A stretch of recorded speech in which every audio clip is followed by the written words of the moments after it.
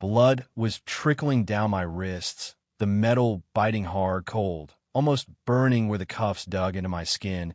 And let me tell you, there's nothing quite like the feeling of 6 guns pointed at your head while your own children are screaming from the doorway, pleading for somebody to stop it.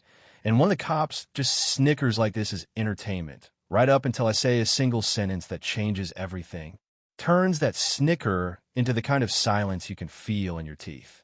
You ever wonder what it's like when law enforcement targets the wrong man who knows how to fight back, who actually has the receipts? Yeah, that's this story. And if you're watching from your living room or wherever you are, get ready, because this one will change the way you see power, privilege, and just what it takes to stand your ground when the system tries to swallow you whole. You know what I mean? That morning started out like a damn Norman Rockwell painting gold sunlight crawling across the kitchen counters. My little girl Maya, standing on a chair next to me, glue on her fingers and a wobbly paper Satyr in her hands, doing her best not to drop her solar system project.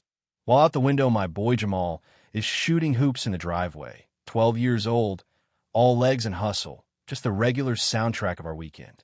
We moved into Oakwood Heights a few months back Atlanta suburb, million-dollar lawns, neighborhood where the air almost smells expensive and, to be honest, every little thing we had, we fought to get. Lisa, my wife, was already at the hospital, called in early for a surgeon's chief of pediatric cardiology, the kind of woman who looks at chaos and just organizes it into order. That's how we made it, both of Uzmi working cases at the FBI, her saving kids' lives.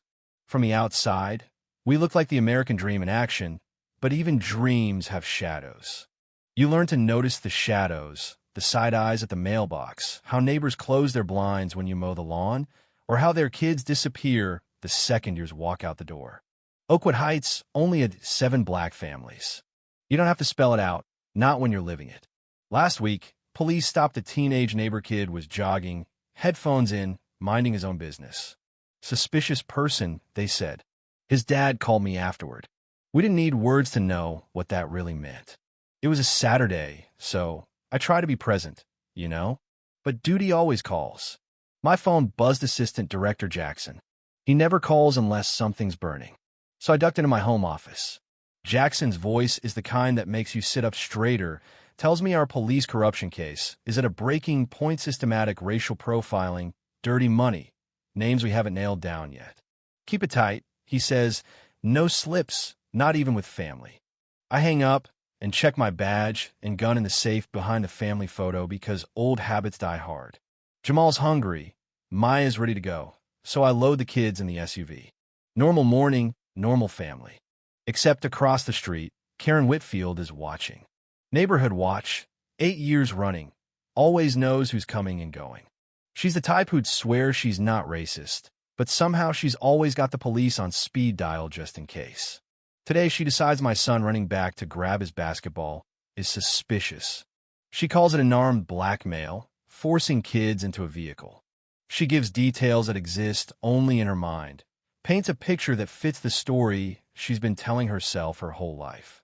And that, right there, sets off a chain of events that nearly gets me killed. Next thing I know, as I pull out of the driveway, a wall of flashing lights appears in the rear view. Sirens, 6 squad cars, adrenaline and terror all at once. I signal and pull over because after 15 years with the Bureau, I know the rules, except I never imagined the rules would turn on me. Not like this, not in front of my kids. The officers pour out, weapons drawn, barking commands that make no sense. The lead is Sergeant Brennan. Guy's got a file thick with complaints, all swept away by the magic of the blue wall. Step out, hands where I can simp, he says, and there's no point arguing. I look at my kids, eyes wide and wet. I keep my voice steady. My name is Terrell Washington. This is my family. We live right over there. What is this? Brennan's face is pure contempt. On your knees, hands behind your head. My children wailing. My son recording on his phone. Because even a 12-year-old knows you need evidence if you want the truth to survive. The cuffs snap on, tighter than they have to be. I feel skin tear, but I keep quiet because my job is to survive for my children. Brennan sneers, not so tough now, are you? And another cop laughs like this is some kind of show. That's the last straw. I straighten up, look Brennan dead in the eye, and say with every ounce of steel I can find, I'm Senior Special Agent Tara Washington, FBI, badge 2743. My credentials are in my wallet, back right pocket. I suggest you check them now. And just like that, the air goes electric. Even the officers who were just yelling freeze. Cooper, the rookie, checks my ID, voice shaking as he reads it out. It's real, Sarge FBI. The mood flips. Brennan fumbles, says it's standard procedure, but the crowd of neighbors has their phones out now, recording. My kids, traumatized but safe. Brennan leans in close, hissing, watch yourself, Fed. We can make life hell for people who don't fit in. I tell him, you want to repeat that for the record? He backs off, but the damage is done. That night, my house is a command post phone calls from my wife, my boss, the department, all wanting details. Cooper, the rookie, risks his job to warn me Brennan is lining up the department story. The neighborhood is split. Some bring casseroles, others won't meet our eyes. Karen shows up with a store-bought apology cake and excuses. I thought it was better safe than sorry, but the message is clear. We're still outsiders. My wife gets our wounds documented. My boss sends agents to take statements. Even Jamal is different now, quiet, angry, watching police cars through the curtains, turning pain into action. The weeks turn into a blur of meetings and investigation, internal affairs, civil rights lawyers, press at the gate. Brennan's unit ramps up patrols. Intimidation so subtle, it's almost deniable. Threats by text, school trouble for Jamal, mistakes at Lisa's job. But we fight back. I gather evidence. Lisa organizes support. Jamal codes a database to track everything. Even Cooper, terrified, starts feeding us files, briefings, patrol logs, body cam footage that makes the corruption impossible to deny.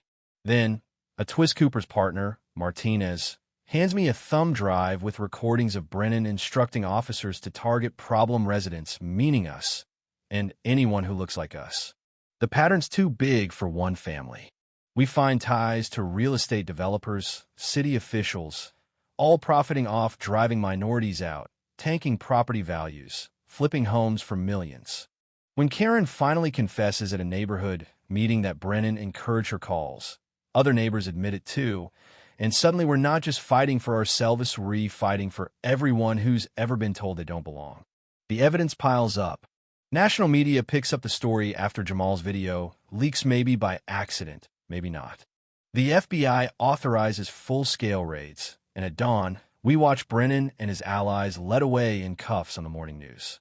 Maya sits in Lisa's lap, whispering like they did to Daddy, and even Jamal lets out a breath he's been holding for weeks.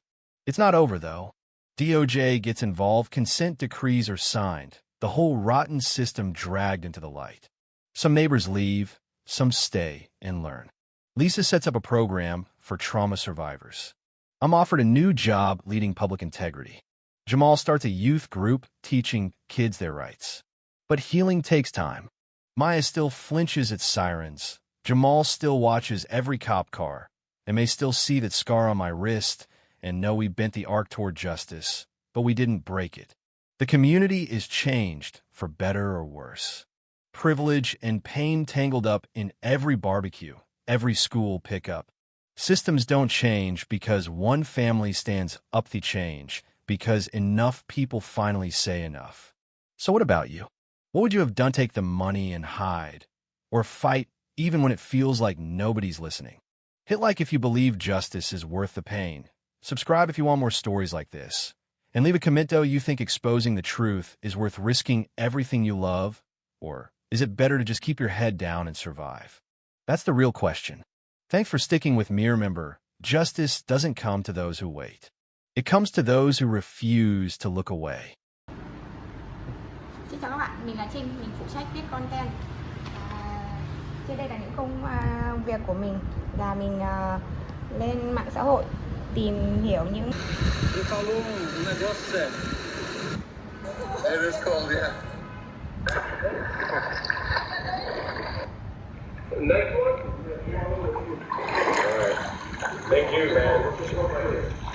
Hey, if you guys have any trouble, let somebody know.